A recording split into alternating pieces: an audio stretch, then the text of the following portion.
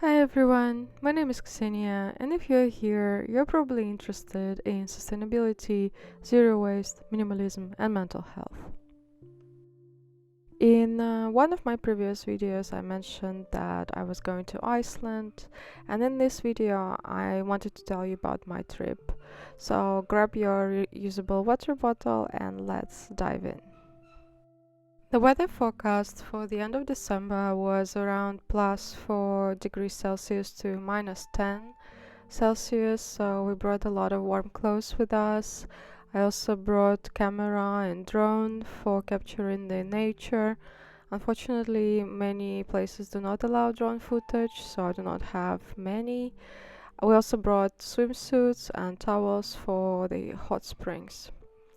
And of course, we brought reusable water bottles because tap water is safe to drink in Iceland. Now, going to Iceland, I knew that Scandinavian countries are expensive, but it turned out that the groceries and restaurants are pretty much as expensive as in the Netherlands, so we ate out and cooked when we felt like it, and there were also vegan options everywhere we went. The first day in Iceland, we rented a car in Reykjavik and went to our accommodation at Beanies guest house. The day after, we went on a silver ring to Borgarfjörður and then through Hvalfjörður tunnel, which is almost 6 kilometers long, to the Hraunfossar and Barnafoss.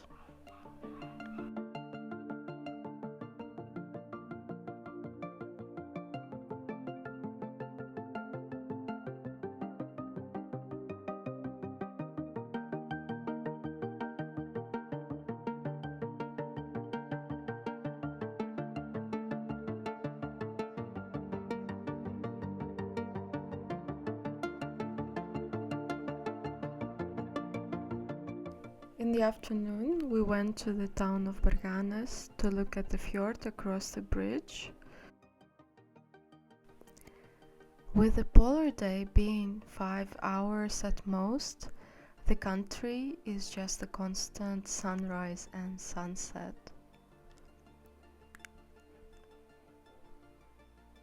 Iceland is just a permanent golden hour.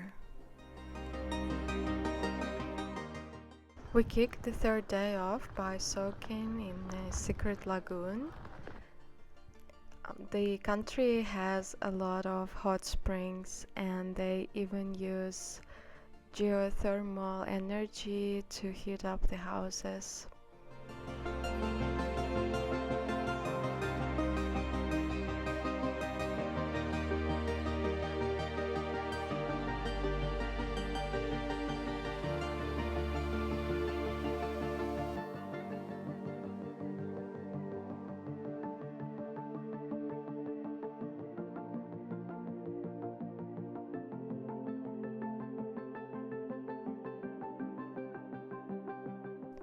Then we made it all the way to Vatnajökull, which took us about 9 hours with stops.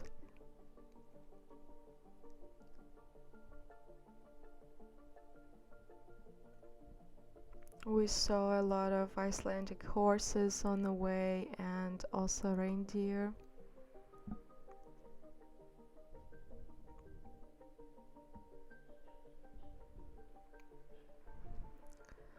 Polar night really messes with your perception of time. You wake up, have breakfast, and drive in the dark, and it's all before 10 a.m. The key is trying to hold on to your regular routine and go to bed and wake up around the same time.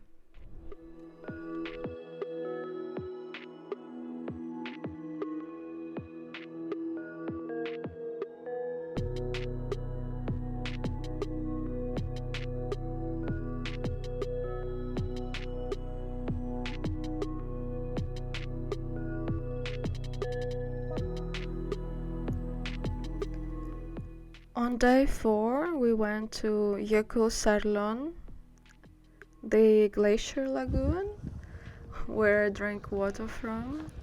It's salty because the water from the glacier mixes with the ocean. We also saw many seals there, but I forgot to bring my telescope lens with me, so we couldn't take a closer look.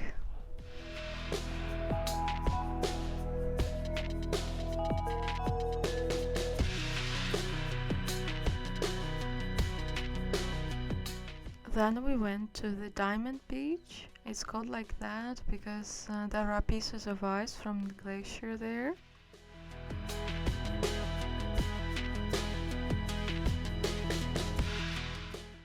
And afterwards we went to Renisfiara Beach, which was on top of my to-do list for this trip.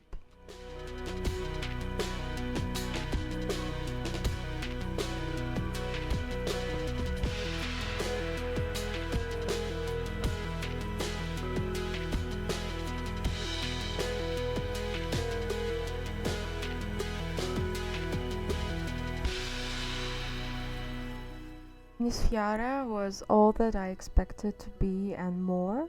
I only wished it was less known so that it would be less busy.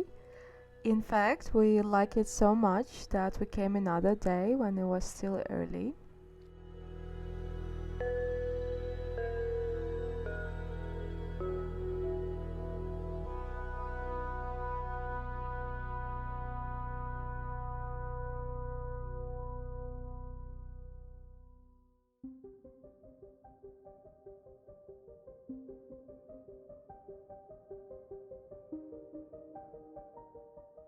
It was snowing heavily, but we went hiking near Svartifoss and Skogafoss waterfalls, just a bit up Fimmvörðuháls trail.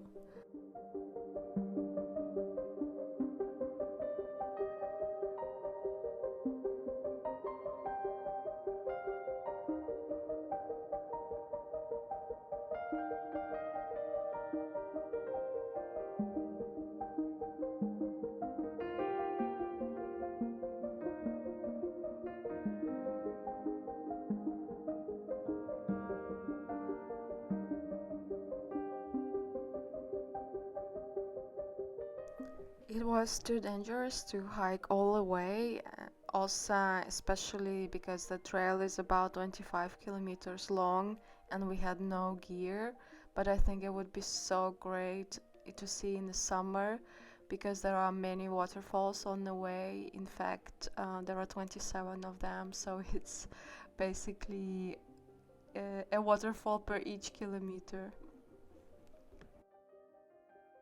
We stayed overnight at the South Iceland guest house, then went to Seljalandsfoss and Glufrabø. The latter I found in the itinerary by Kuana Su, and this is one of the most beautiful things I've ever seen in my life. I don't have many pictures because it was dark, but the waterfall is inside a cave and the view is absolutely breathtaking. Then we made our way east towards Hetta, where we celebrated the New Year's Eve. There is a tradition in Iceland to have a communal bonfire, which symbolizes the burning away of the old year and the welcoming of the new.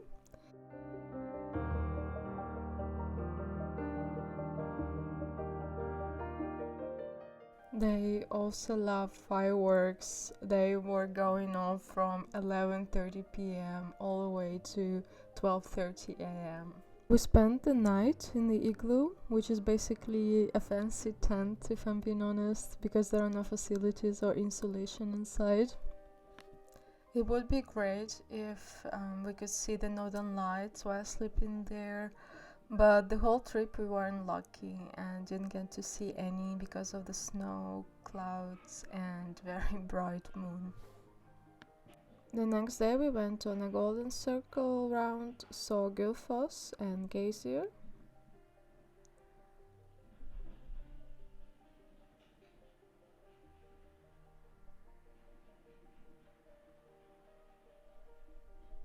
Then we drove back to Keflavik through Þingvellir National Park. Stayed overnight near the airport, and then on the last day returned the car and took an early flight home. Iceland was amazing, and I would really like to come back there in the summer. Thanks so much for joining me on the Icelandic adventure. If you enjoyed this video, please don't forget to like, share and subscribe. See you next time, and bye bye, or as they say in Iceland, bless bless.